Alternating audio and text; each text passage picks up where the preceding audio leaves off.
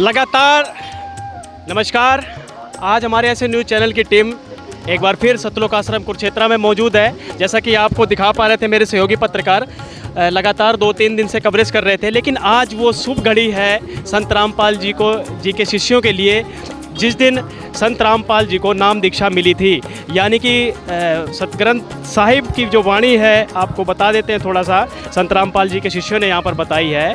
कहते हैं, जिस दिन सतगुरु भेटिया वह दिन लेके जान, बाकी का समय बर्बाद गया बिना गुरु के ज्ञान। यानी कि जिस दिन सतगुरु भेंट मिलती है, यानी जिस दिन नाम मिलता है, वो शुभ दिन होता है। तो ये शुभ दिन है आज, संत रामपाल जी का बहुत दिवस मनाया जा रहा है। बाकी अंदर चल के बात करते हैं संत रामपाल जी के कुछ शिष्यों से।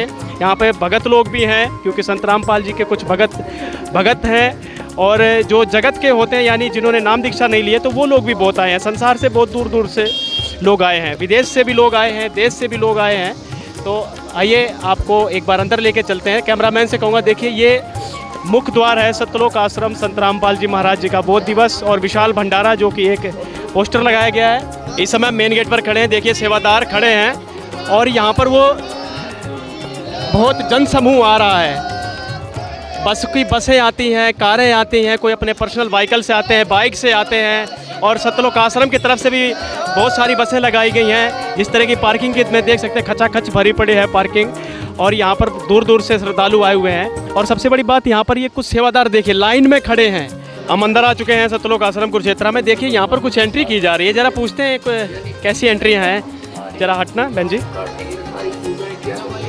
क्या एंट्री कर रहे हैं आप लोग, ये क्या लिख रहे हैं पर्चे में? सर ये हम लिख रहे हैं कि जो छोटे बच्चे यहाँ पे आश्रम में आते हैं ना, वो खोते तो है नहीं, लेकिन अपने माँ बाप से काफ़ी भीड़ होने के कारण इधर उधर हो जाते हैं। तो उनकी जेब में जो है हम उनका नाम पता लिख के, उनके पिता का नाम लिख के उनकी पॉकेट में डाल देते हैं, जिससे उनको कॉल करके उनके माता पिता से मतलब मिलवा सके। यानी कि इनकी जेब में एक पर्ची डाल दी है आपने? हाँ जी। और इनकी जेब में भी डालोगे? यानी जितने बच्चे सबके जेबों में पर्ची डालते हैं? जितने भी छोटे बच्चे आते हैं, मतलब उनकी सभी की जेब में डाल दी जाती है। जो अपने माँ बाप से मतलब नाम नहीं बता पाते, या मतलब उनके मोबाइल नंबर याद नहीं होता, उनकी जेब में हम ये पर्ची डालते हैं।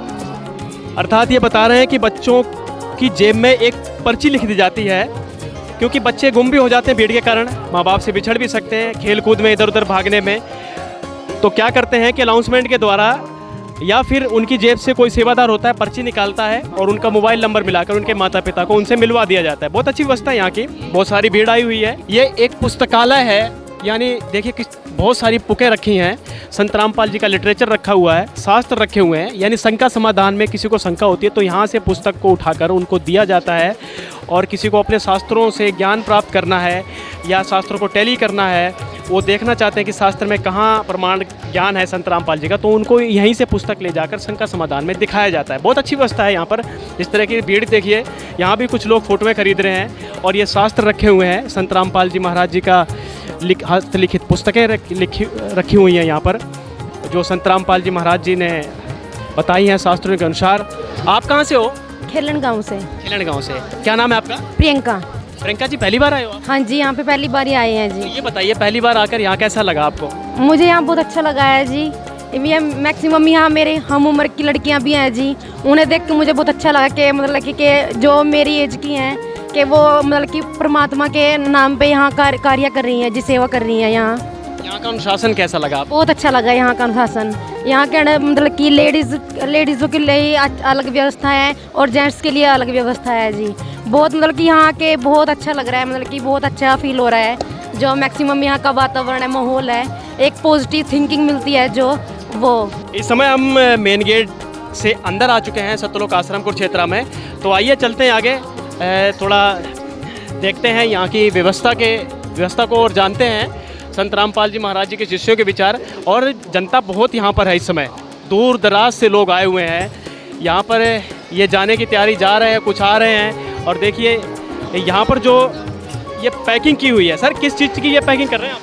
ये दूर के जो यात्री हैं उनके लिए पैकिंग की जाती है, जितना चाहे उतना ले जा सकते हैं वो अपने घर खाने के लिए। खाने के लिए किसी तरह की कोई दिक्कत ना हो रास्ते में? कोई रास्ते में कोई दिक्कत ना हो किसी को, उसके लिए भंडारा दिया जाता है। जो इतना स्टॉक लगा है यहाँ पर, ये प्रसाद की व्यवस्था है। कोई जाता है श्रद्धालु तो उसको प्रसाद दिया जाता है। समय हम भंडार गृह में मौजूद हैं और अगर भंडार गृह की बात की जाए तो बड़े सुचारू ढंग से यहाँ की व्यवस्था बना रखी है संत रामपाल जी के शिष्यों ने। कैमरामैन से कहूँगा कि इधर दिखाएं। इधर जो है जेंट्स लोग भंडारे में बैठे हैं, खाना खा रहे हैं और बहुत सारी भीड़ है। और इधर जो देखिए आप, इधर जो है लेडीज़ लोग हैं, ये माताएं बहनें बैठी हुई हैं और वो भंडारा ग्रहण कर रही हैं। बहुत सारी भीड़ है इस समय। तो आइए कुछ विचार जानते हैं संत रामपाल जी के शिष्यों के, कहाँ से लोग आए हैं।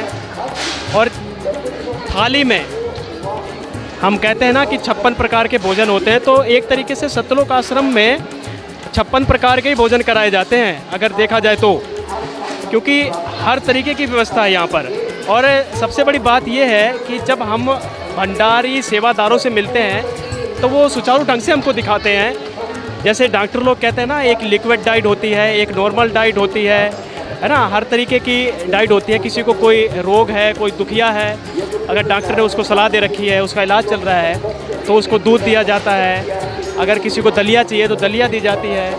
और यहाँ पर टेबलें लगाई हैं, अगर कोई विकलांग लेडीज़ या जेंट्स है तो उसको इस टेबल में बैठा के खाना खिलाया जाता है। नॉर्मल डाइट वाला है तो उसको नॉर्मल डाइट में तो मोस्टली सारी डाइट आ जाती है, जैसे कि चावल, खिचड़ी, लड्डू, जलेबी, हलवा, प्रसाद, बहुत तरीके के यहाँ पर प्रसाद हैं। कहाँ से हो आप? जी, हरिद्वार से। हरिद्वार से आए हो?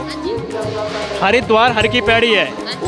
गंगा नहीं नहाते हो? यहाँ पर आ गए संत रामपाल जी के सत्संग में नहाने के लिए। तो जी अब तक तो नहाए थे, लेकिन जब से हमारे परमात्मा ने हमें सत्य ज्ञान बताया शास्त्रों के अनुकूल, तो हमने सब कुछ छोड़ दिया, अपने मालिक के चरणों में आ गए। और हमें एक पूर्ण परमात्मा के बारे में बताया, जो हमें कहते हैं कि 33 करोड़ देवी देवता है, लेकिन आज तक किसी ने ये नहीं बताया कि कौन है परमात्मा। तो हमारे सदगुरु रामपाल जी महाराज ने ये बता दिया कि कबीर ही हमारे भगवान है। और सबसे बड़ी बात यह है यहाँ पर कि लेडीज़ की तरफ जो भंडारा है वो लेडीज़ ही सेवादार रहेंगे। जो जेंट्स की तरफ भंडारा चलाया जा रहा है उधर जेंट्स ही सेवादार सेवा करेंगे। हमारे साथ यहाँ पर एक भंडारा सेवादार मौजूद हैं, आइए इनसे चर्चा करते हैं। सर नमस्कार। नमस्कार जी। क्या नाम है आपका? चंद्रमोहन दास। सर आपकी यहाँ पर भंडार में सेवा लगी हुई है, यहाँ पर भंडार घर में किस तरीके से व्यवस्था की गई है? यहाँ पर भंडारा घर में अम्बाला जिले की सेवा लगाई गई है और वितरण की सेवा है जो है। यहाँ पर सभी भंडारे जो है जितने भी चीज़ बनाए गए हैं सभी शुद्ध देसी घी में बनाए गए हैं और सभी को व्यवस्था रूप से बैठा करके और भंडारा वितरित किया जाता है। नमस्कार। नमस्कार साहब सर। क्या नाम है आपका? तन्नू। मैम क्या काम करते हैं आप? मैं स्टूडेंट हूँ, मैं स्कूल में जाती हूँ। आप स्टूडेंट हैं और आप यहाँ पर सेवा करने के लिए आए हुए हैं, इसके पीछे का क्या कारण है? हमें हमारे गुरुजी संत रामपाल जी महाराज जी ने बताया है कि अगर हमें अपना कल्याण करवाना है ना, इस शरीर मानव जन्म जो शरीर दिया हुआ है उससे अगर हमें अपने पिछले जो पाप कर्म है उनको कटवाना है तो हमें सेवा करनी चाहिए। भंडार घर में हम लगातार बने हुए हैं इस समय और देखिए किस तरीके से सेवा चली हुई है। यहाँ पर कुछ माताएं बहनें पूड़ियाँ बेल रही हैं।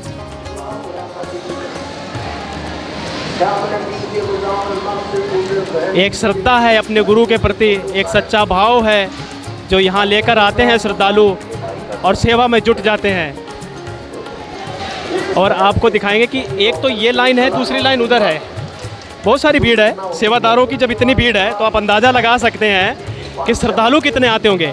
और इधर देखिए यहाँ पर रोटियाँ जो बनाई जाती हैं, सबसे पहले मैं आपको दिखाऊंगा कि एक सुचारू ढंग से दिखाऊंगा कि यहाँ पर मशीन के द्वारा रोटी बनकर आ रही है। देखिए कैमरामैन से कहूँगा, देखिए ऊपर की तरफ वो आटा गूंदा जाता है और उसमें डाला जाता है और रोटियाँ अपने आप मशीन काटती है, फिर काट कर नीचे आती है, फिर यहाँ पर गर्म की जाती है, अपने आप सिक जाती है। और यहाँ पर देखिए रोटियाँ आती हैं और फिर यहाँ से जाने के बाद रोटी को यहाँ पर शुद्ध देसी घी के द्वारा चोपड़ा जाता है, यानी कि देसी घी रोटियों पर लगाया जाता है। और हाथ से नहीं लगा रही माताएं बहनें, एक ये बेला है, कटोरा है, जिसके निचले हिस्से को घी में डुबोकर रोटी के ऊपर घुमाया जाता है। और फिर इसके बाद इस रोटी को एक बड़े पात्र में रखा जाता है और इस तरीके से रखा जाता है कि रोटी सूखे ना। और यही रोटी फिर आगे भंडारे में श्रद्धालुओं को खिलाई जाती है। तो दर्शकों, हम पंडाल में आ चुके हैं और यहाँ पर आप देख सकते हैं एक तरफ यहाँ पर पुरुषों के लिए यहाँ पर बैठने और विश्राम करने की व्यवस्था है, और वहीं आप देखेंगे तो दूसरी तरफ यहाँ पर महिलाओं के लिए बैठने और विश्राम करने के लिए यहाँ पर सुविधा उपलब्ध है। और उसके आप दूसरी तरफ देखेंगे तो यहाँ पर प्रणाम स्थल है, जो कि कितने अच्छे तरीके से यहाँ पर आप देख सकते हैं सजाया गया है। संत रामपाल जी महाराज जी के भक्तों का यहाँ पर सेवा भाव झलक रहा है। आप देख सकते हैं कितने अच्छे तरीके से यहाँ पर सजावट की गई है। वहीं आप देखेंगे तो भक्तों के लिए अथवा पुरुषों के लिए और दूसरी तरफ महिलाओं के लिए प्रणाम करने की सुविधा यहाँ पर अलग अलग उपलब्ध है।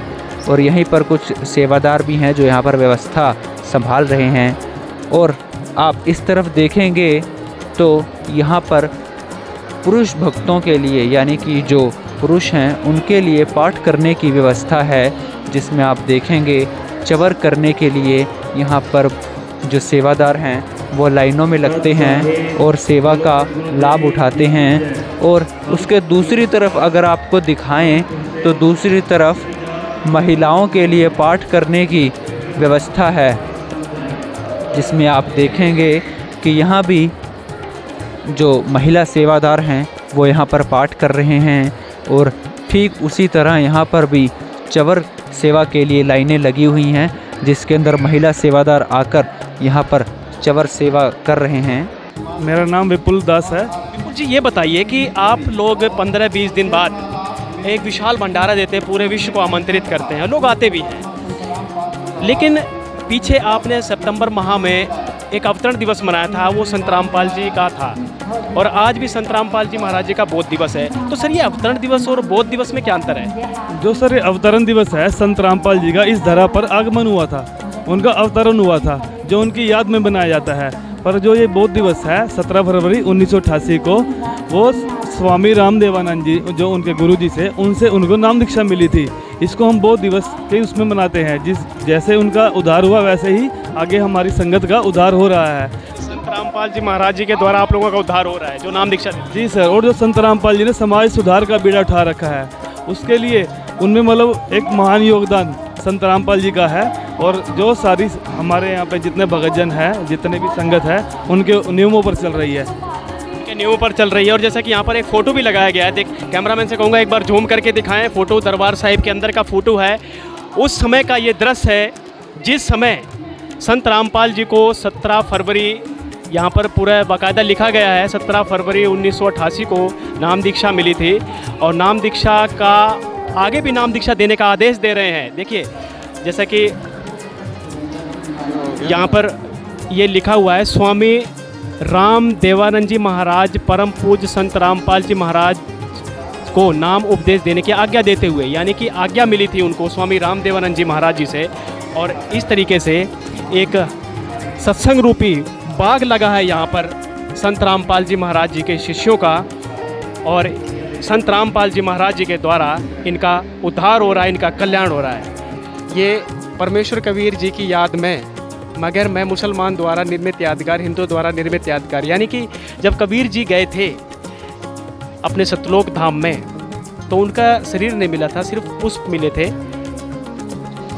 और एक आधे पुष्प मुसलमान ने बांटे थे, आधे हिंदुओं ने, जो कि इस प्रदर्शनी में आप देख पा रहे हैं। आधे आधे, एक तरफ मस्जिद है, मजार है, दूसरी तरफ हिंदुओं का मंदिर है। बहुत अच्छी प्रदर्शनी है, फोटोएं लोग ले रहे हैं। आइए किसी श्रद्धालु से बात करते हैं। सर, कहाँ से आए आप? जी, मैं रंबा से आया हूँ जी, रंबा करनाल कला से आए हैं। प्रदर्शनी देख रहे हैं, कैसी लग रही है प्रदर्शनी आपको? जी, बहुत अच्छी लग रही जी, इसमें बहुत अच्छा लिखा हुआ है। युवा हैं आप, समाज सुधार के काम मुख्य उद्देश्य बताए हैं संत रामपाल जी ने कि समाज में सुधार कैसे होगा। तो एक नशा के लेकर हम थोड़ी सी बात करते हैं। आज के युवा बहुत बिगड़ रहे हैं, तो इसमें दो शब्द क्या कहेंगे आप? आपने नाम ले रखा है? हाँ जी, लियो। तो आप अपने गुरुजी के विषय में क्या बताएंगे? जी, हमारे गुरुजी ये नशा मुक्ति के बारे में बहुत अच्छी सलाह देते हैं। और नशा करने में वैसे भी एक गलत है, क्यों इसमें शरीर का भी वैसे नुकसान होता है। तो हमारे गुरुजी यही बताते हैं कि नशा करना जो है वो अपने शरीर के लिए हानिकारक है, इसमें कुछ फ़ायदा ही नहीं, क्योंकि ये जो मानव शरीर है ये नशा के लिए नहीं दिया जी परमात्मा ने। ये भक्ति के लिए दिया है और इसमें इस जीवन में मनुष्य जीवन में भक्ति करके अपना मोक्ष कराएंगे। मैम नमस्कार। नमस्कार जी। क्या नाम है आपका, कहाँ से आए हैं आप? निशा नाम है मेरा और अम्बाला से आई हूँ। हम यहाँ पर प्रदर्शनी में देख रहे हैं, यहाँ पर संत रामपाल जी के उद्देश्यों के बारे में लिखा हुआ है, तो संत रामपाल जी के मुख्य उद्देश्य क्या हैं? संत रामपाल जी महाराज का मुख्य उद्देश्य है एक स्वच्छ समाज का तैयार करना, और दूसरा जो आजकल युवा वर्ग में नशा फैल चुका है, नशे को बिल्कुल समाप्त करना। लड़कियां जो पेरेंट्स पे बोझ हैं, इस बोझ को समाप्त करना। मतलब दहेज, संत रामपाल जी महाराज के जो अनुयायी हैं उनकी जब शादी होती है वो ना ही दहेज देते हैं और ना ही लेते हैं, तो वो दहेज को भी बिल्कुल ख़त्म कर रहे हैं और रिश्वतखोरी को भी ख़त्म कर रहे हैं संत रामपाल जी महाराज। संत रामपाल जी महाराज के अनुयायी चोरी नहीं करते, डकैती नहीं करते। मतलब कहने का मतलब है कि संत रामपाल जी महाराज एक स्वच्छ समाज तैयार कर रहे हैं